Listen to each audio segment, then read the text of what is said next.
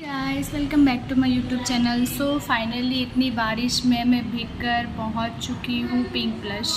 And आज actually मेरा एक अवार्ड शो है, वहाँ पे जाना है जो बड़ौदा से 1 घंटे के डिस्टेंस पे है। सो इसलिए मैं अभी आई हूँ एंड थोड़ा बहुत टचअप करवाना है। तो एंड वैसे तो रैनकोट पहन के आई थी बट मैं थोड़ी बहुत भीग चुकी हूँ। रितु दी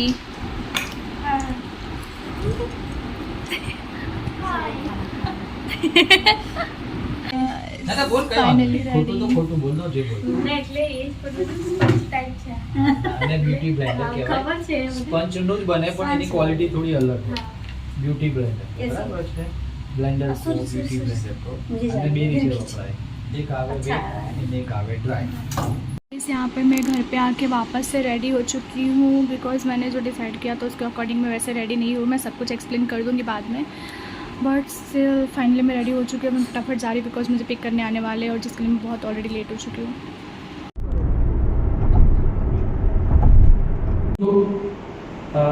અંશુ સિંહને આપણે હું ઇન્વાઇટ કરીશ અંકિતભાઈને અને એમની આખી ટીમને કે આખી ટીમ આવી જાય એવોર્ડ આપવા માટે।